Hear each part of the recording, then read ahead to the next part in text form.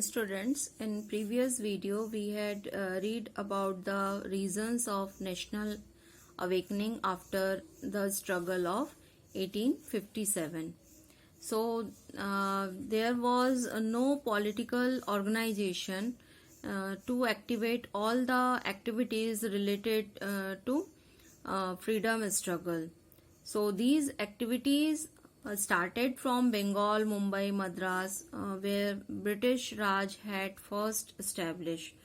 तो लोगों के मन में ये आ रहा था कि कुछ ऑर्गेनाइजेशन बनाया जाए, ऑर्गेनाइज्ड होके काम किया जाए, तब जाके हम सही तरीके से अपनी जो लड़ाई है उसको हम पूरा कर सकते हैं। तो इसी वजह से कई सारे पॉलिटिकल ऑर्गेनाइजेशन फॉर्म हुए, like Poona Sarvajanik Sabha, Indian league, East India association, Madras Mahajan Sabha. तो ये इस तरह के पूरे ऑर्गेनाइजेशन ऑल ओवर इंडिया में बनाए गए। लेकिन इससे ये तो जो है स्टेट लेवल पे या वॉलंटरी लेवल पे अपने अपने एरियाज में चल रहे थे। तो एक नेशनल लेवल का ऑर्गेनाइजेशन बनाया जाए, ऐसी रिक्वायरमेंट आई। तो इस रिक्वायरमेंट को फुलफिल करने के लिए, नेशनल लेवल का ऑर्गेनाइजेशन बनाने के लिए, Mr. Surendranath Banerjee called a National Convention of Indian Association in Kolkata in 1883. तो ऑल ओवर इंडिया से इस कन्वेंशन में लोग आए।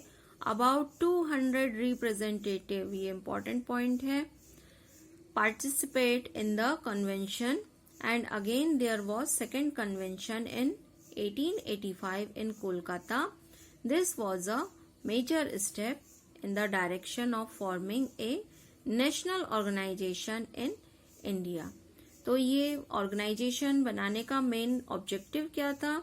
To provide a common platform to all the organisation and to address a problem and issues of common good.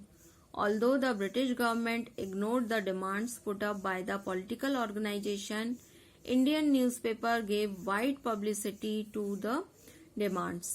तो ये जो organisation बनाने का रीजन क्या था कि लोगों को एक कॉमन प्लेटफॉर्म प्रोवाइड करना, कि पूरे देश भर के लोग आके यहाँ पर अपनी प्रॉब्लम बता सकते हैं, शेयर कर सकते हैं। इसलिए एक जो है नेशनल ऑर्गेनाइजेशन बनाया गया। तो पहली बार 1883 में सुरेंद्रनाथ बैनर्जी ने ये कन्वेंशन बुलाया।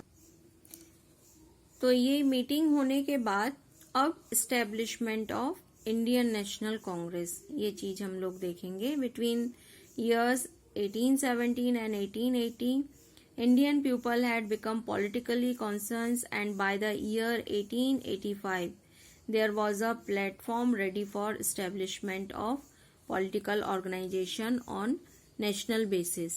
The credit for giving definite structure to all Indian organization goes to retired British officer Mr. A.O. Hume.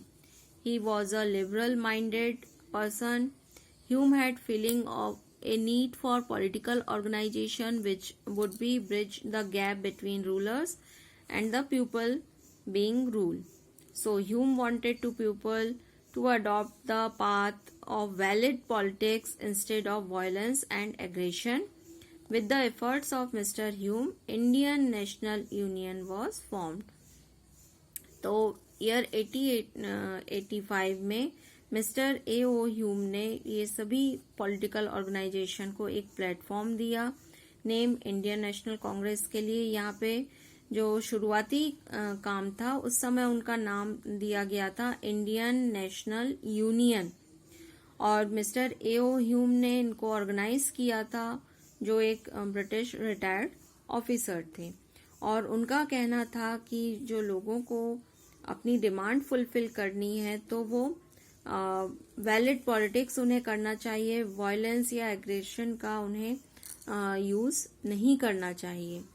So the convention was held at Mumbai. Important point देखें, on 28 December 1885 in Gokul Das Tejpal Sanskrit College At the suggestion of Sir Hume, the meeting was named Indian National Congress, and thus Indian National Congress was born. There was 72 representatives in this convention of Indian National Congress.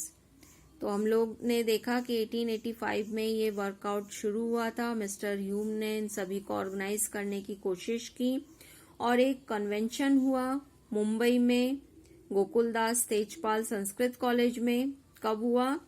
28 दिसंबर 1885 में. और अब Indian national union का नाम change करके क्या कर दिया गया? Indian National Congress.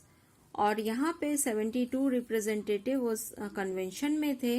यहाँ पे Vyomesh Chandra Banerjee was the president of first convention of Indian National Congress. तो व्योमेश चंद्र बैनर्जी वो इलेक्ट हुए as a first convention of Indian National Congress. So the objectives of establishment of Indian National Congress. So historians believe that the direction of British government, Hume and his colleagues had founded Indian National Congress as protective shield for British government. Hume did not want the people of India to adopt violent and aggressive measures to register their discontent and anger against British rule. Hume want to encourage people to take a legitimate path of protest like appeals, memorandums, delegation to influence the British government in order to fulfill the demands. तो हिस्ट्रियंस जो कहते हैं, हम यहाँ पे क्या पढ़ रहे हैं? Objectives of establishment of Indian National Congress.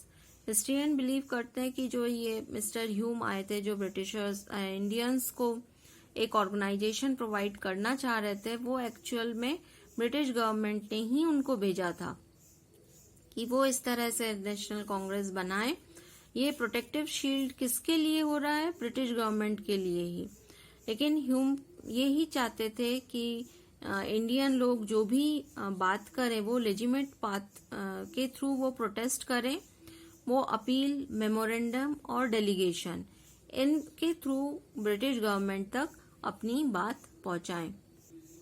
तो जो फर्स्ट प्रेसिडेंट ऑफ कांग्रेस थे Vyomesh Chandra Banerjee, he stated the objectives of the Congress in the first convention in 1885. First one is to promote friendship and mutual intimacy among people who work enthusiastically for the country. तो पूरे देश भर के लोग यहाँ पे आए थे. तो यहाँ पे म्यूचुअल फ्रेंडशिप और इंटीमेसी की बात की गई कि सभी एक साथ मिलकर कंट्री के लिए वर्क करें. To eradicate the difference of caste, religion, region and remove the prejudice through friendship and direct contact, to develop unity and nationalistic feeling which were developed during the administrative reign of Lord Ripon. तो ये जो differences India में थे, cast, religion, reason वगैरह के, उनको remove किया जाए और फ्रेंडली रिलेशनशिप डेवलप करने की बात. To document the contemporary and burning problems of India with the help of educated and mature individual through a careful and detailed discussion.